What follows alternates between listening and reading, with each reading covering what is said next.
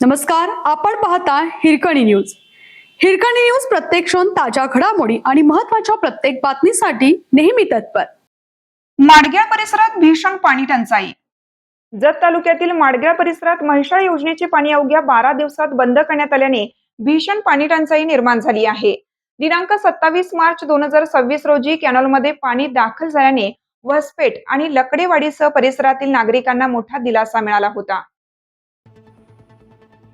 मात्र अल्पावधीतच पाणी पुरवठा बंद झाल्याने नागरिक व शेतकरी हताश झाले आहेत. जनावरांच्या पिण्याच्या पाण्याबरोबरच चाऱ्याचीही टंचाई निर्माण झाली आहे. शेतकऱ्यांनी यावेळी आंदोलन करण्याचा इशारा दिला आहे. कॅनॉलमधील पाणी बंद झाल्याने ओढ्यामध्येही पाणी सोडण्यात आलेलं नाही. परिणामी माडग्याळ परिसरातील विहिरींचीही पातळी खाली गेली असून अनेक विहिरी कोरड्या पडू लागल्या आहेत. याचा सर्वाधिक फटका शेतीला बसत आहे.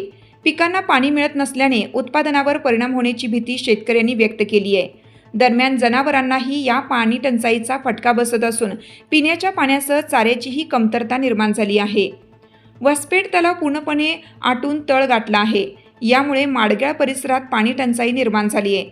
गावात 6 दिवसापासून एकदाच पाणी पुरवठा होत असल्याने नागरिकांना मोठ्या अडचणींचा सामना करावा लागतोय. पाणी टंचाईच्या पार्श्वभूमीवर म्हैसाळ योजनेचे पाणी तातडीने सुरू करावे अशी मागणी स्थानिक नागरिक व शेतकरी करत आहेत.